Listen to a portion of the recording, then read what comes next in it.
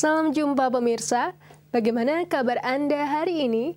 Saya Riza Herunisa, selama 24 menit ke depan akan kembali menemani Anda menyaksikan program Daai Mata Hati, menghadirkan beragam liputan tentang nilai-nilai kehidupan, mengajak pemirsa untuk memaknai kehidupan dan melihat sekitar kita dengan mata hati. Berikut kisah-kisah menarik yang akan kami sajikan untuk hari ini. Makna kemerdekaan bagi seorang veteran perang. Konversi tempat liburan. Kemerdekaan 1945 tak lepas dari peranan para pejuang dalam melawan penjajah. Kemerdekaan itu berhasil diraih dengan pengorbanan dan dedikasi para pejuang untuk Indonesia. Apa makna kemerdekaan di mata seorang veteran? Berikut liputannya.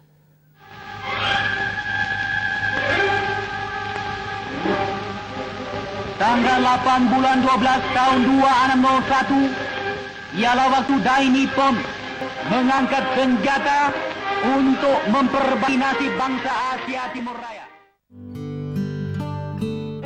Usianya memang tak lagi muda, tapi semangatnya belum sirna. Pernah menjadi pelaku dan saksi sejarah merebut kemerdekaan, kakek 87 tahun ini ingat betul bagaimana pemuda Indonesia berjuang mengusir penjajah.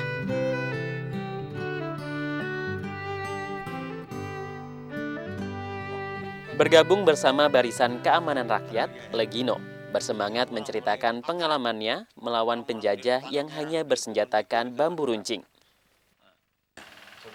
M. Legino, nama saya. Batalion 12, Resimen 6, Brigade 3, Siliwangi. Kemudian untuk persiapan Jakarta Raya, menghadapi Jakarta Raya ini, pemuda-pemuda itu membuat tulisan-tulisan di pintu-pintu kereta api, pintu-pintu kantor, hidup atau mati. Freedom for peace. Jalan raya bicara itu. Di jalan-jalan raya ditulis itu, di gedung-gedung itu.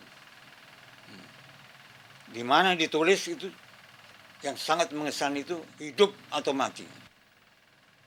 Antara lain saya ini, kan asrama saya di Jatinegara, senjatanya apa sih? Tombak dari Cipinang. Tombak itu. Kayunya, gagangnya besi, gagangnya kayu, tombaknya besi itu. Ada 50 orang dikasih tombak, bayangin aja. Nah, kalau kita berebet kan, Jatinegara itu. Terus di belakang Cipinang itu, stand base itu. Akhirnya sudah kira beberapa minggu kemudian itu tadi namanya Kiai Haji Darip mengumpulkan pemuda-pemuda itu, kita berangkat ke Kerawang untuk menggabung dengan BKR, Badan Keamanan Rakyat. Saya waktu itu di Dawan asrama saya, latihannya di Cikampek. Itu latihan pakai bambu runcing aja itu dah. Kontribusi para pejuang dalam merebut kedaulatan Indonesia memiliki peranan untuk menegakkan NKRI. Gak ada itu, gak ada Panglima itu.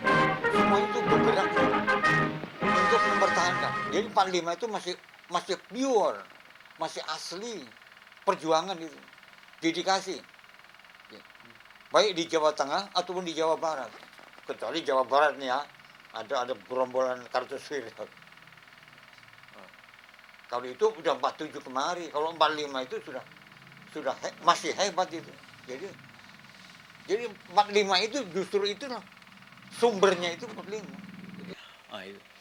Akhirnya sudah selesai, sudah pulang ke daerah, coba bantu Indonesia mempertahankan kemerdekaan. Ya, ada yang pulang ke Jogja, ada yang pulang ke Solo, ada yang pulang ke Cianjur, ada yang pulang ke Sukabumi.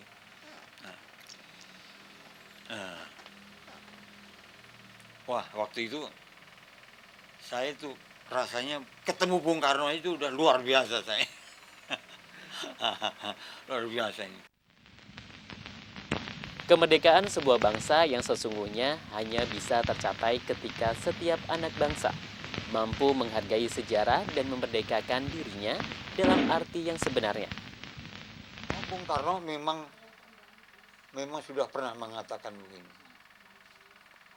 Ada satu pidato yang namanya jas merah itu. Jangan sekali-sekali melupakan sejarah. Perjuangan Indonesia dari tahun ke tahun, tahun 12, tahun 20, sampai gerakan pemuda, Sumpah Pemuda, itu harus dipelajari. Harus dipelajari. Sampai Sumpah Pemuda, sampai proklamasi kemerdekaan. Kemudian jangan dikurangin pelajaran sejarah itu. Itu Bung Karno sudah mengatakan begitu. Kemerdekaan sesungguhnya ini kita merubah cara berpikir ini. Jadi cara berpikir yang dikatakan Indonesia itu bangsa kuli, kita rubah. Nah, makanya Bung Karno selalu mengatakan kita ini bukan bangsa kuli. Kita ini bukan bangsa tempe, kata Bung Karno. Nah inilah. Kita ini bukan bangsa kuli. Kita ini bukan bangsa tempe. Memang kita dibikin kuli sama Belanda. Dibawa ke Suriname, itu jadi kuli. Dibawa ke Deli Serdang, itu jadi kuli. Tapi setelah kemerdekaan, Bung Karno tentang kemerdekaan, kita bukan bangsa kuli lagi. 67 tahun Indonesia merdeka. Namun, kemerdekaan belumlah dirasakan oleh semua warga negara. Hal ini juga dirasakan oleh Legino. Saya mengharapkan kepada generasi muda untuk masa yang akan datang ini. Ya tapi bagaimana ya, sekarang ini kan sudah degradasi, apa itu namanya, sudah nasionalisme sudah sempit. Bagaimana ini? Jadi kita mesti kembali lagi ke Undang-Undang Dasar 45, udah nggak ada lagi. Atau semangat perjuangan itu kita harus pelihara itu. Nasionalisme harus dipelihara. Karena hancurnya kita ini kan itu tadi yang dikatakan desoekarnisasi. Ya kita mengharapkan pemuda-pemuda ini akan bangkit. Tapi kalau sistem pendidikannya nggak menunjang bagaimana? Gimana kalau nggak menunjang? Nah, di sini. Jadi nasionalisme ini harus kita korbankan kembali. Nilai-nilai perjuangan, perintis kemerdekaan itu harus kita buka. Contohnya pokoknya ada pahlawan Muhammad Yunus Tamrin, ada pahlawan Oto Iskandar Dinata, ada pahlawan Simatupang. Indonesia merdeka atau mati. Indonesia. Kemerdekaan yang direbut dengan susah payah tak boleh disia-siakan. Sudah saatnya para pemimpin yang mengelola bangsa ini tak lagi mementingkan diri atau partainya dan lebih memperhatikan rakyatnya. Agar Indonesia dikenal tak hanya karena korupsi atau kemiskinannya, namun juga bisa tersohor dengan berbagai kelebihan positif yang seharusnya kita punya. Puja-puja bangsa. Untuk memberikan keamanan dan kenyamanan masyarakat pada saat libur Lebaran, Kementerian Pariwisata dan Ekonomi Kreatif melakukan kunjungan ke Taman Marga Satwa Ragunan dan Taman Mini Indonesia Indah Jakarta agar dapat meningkatkan kuantitas serta kualitas pelayanan bagi pengunjung.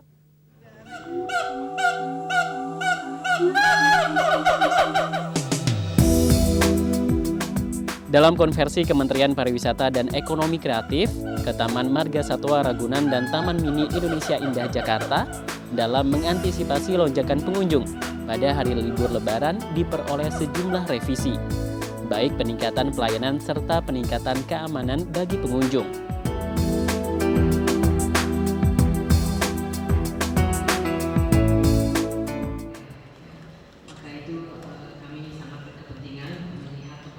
Konversi yang dipimpin langsung oleh Ibu Menteri Mari Elka Pangestu ini menggarisbawahi pelayanan prima bagi pengunjung dan kesiapan masing-masing pengelola dalam mengantisipasi lonjakan pengunjung.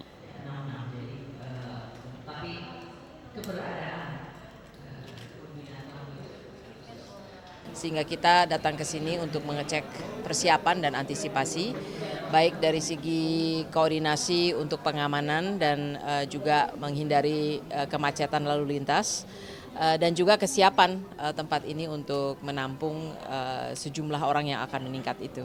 Artinya sudah siap ya Bu?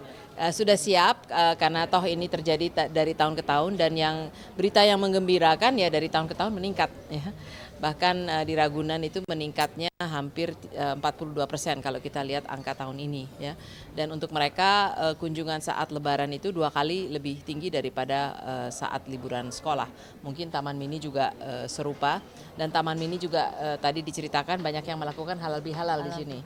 Ya, jadi bukan saja wisata rekreasi keluarga, tapi juga melakukan halal bihalal di sini.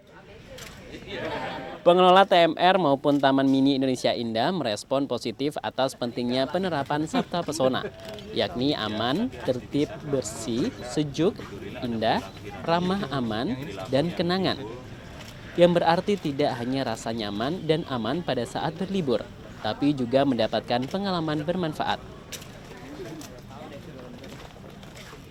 Tadi kunjungan Pak Bu Menteri, jadi kesiapan kita mengecek bagaimana kesiapan kita di Ragunan ini menghadapi Idul Fitri dan H+9 Idul Fitri, di mana terjadi lonjakan pengunjung yang cukup tinggi.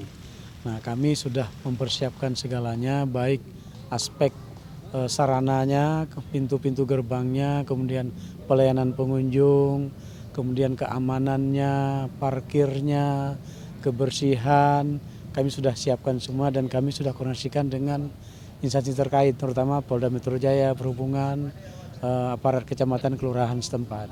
Di dalam perjalanan biasanya 1 minggu ini akan arus pengunjung tuh makin padat dan penuh. Dan sementara target kita setiap tahun tuh naik. Tahun lalu target kita itu 200.000 dan 200.000 sampai 300. Nah, sekarang ini di tahun ini kita melihat animo masyarakat untuk ke Taman Mini cukup besar. Bisa-bisa mungkin selama pekan Lebaran ini kita bisa menyerap hampir 400.000 pengunjung. Di mana pengunjung kita ini bukan hanya dari sekitar Jakarta saja, tetapi juga dari luar kota.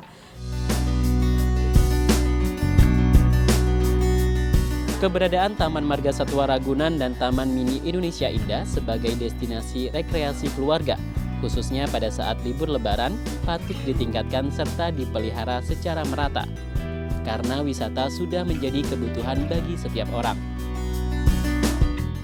Kalau bicara perkembangan pariwisata, mohon jangan melihat diukur dari jumlah wisatawan mancanegara ke Indonesia. Yang lebih penting sebenarnya bahwa wisatawan Nusantara ini penting, karena ini kita semua. Kita semua adalah punya keinginan, punya kebutuhan untuk berwisata. Pelayanan bagi pengunjungnya sudah seharusnya lebih diperhatikan oleh pemerintah maupun pengelola agar pengunjung dapat berwisata dengan aman dan gembira.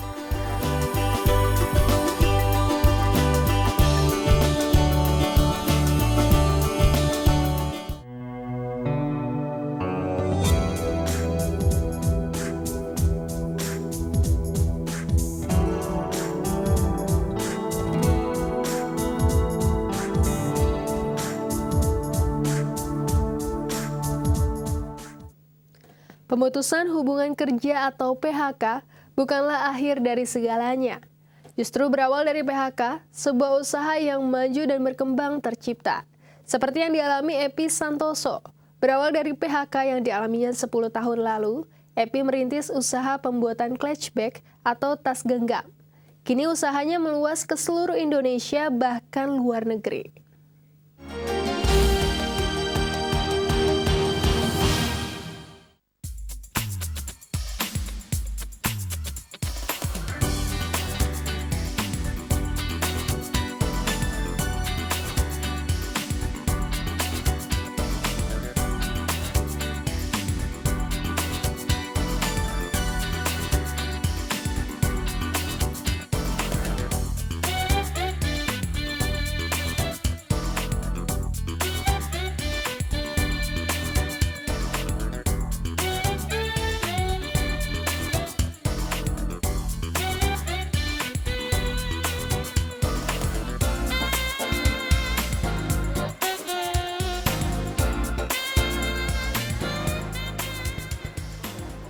Beginilah keseharian wirausahawati Epi Santoso.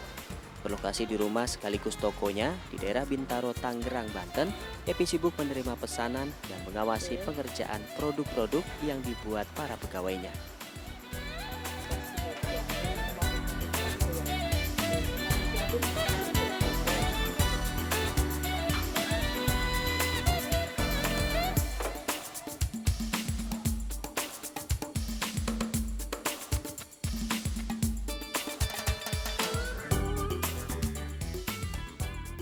Berbagai model tas genggam unik ini adalah kreasi ide Epi. Tidak hanya tas genggam, Epi pun memproduksi sepatu dan selop yang serasi untuk dipadukan dengan tas genggam kreasinya.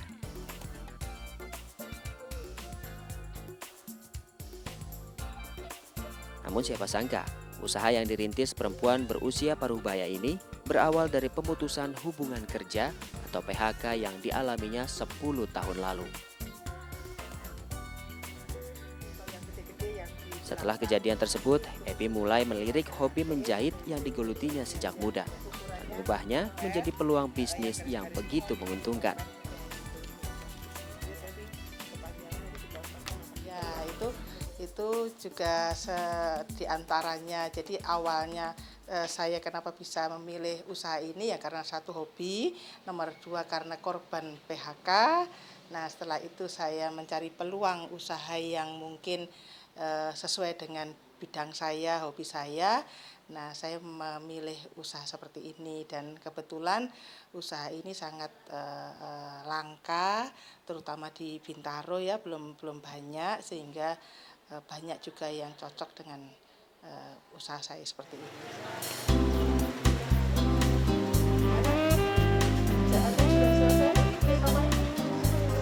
Bermodalkan keterampilan dan ketekunan yang dimiliki, di awal usaha, Epi menawarkan ke berbagai butik untuk membuat tas genggam dan selop dari sisa kain butik-butik yang didatanginya. Hasilnya, butik-butik tersebut tertarik dan kemudian menjalin kerjasama dengan Epi.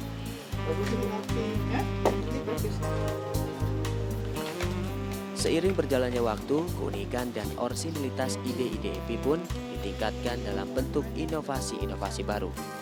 Setiap bulan, Epi selalu mempunyai target untuk menghadirkan paling tidak 1-5 model baru.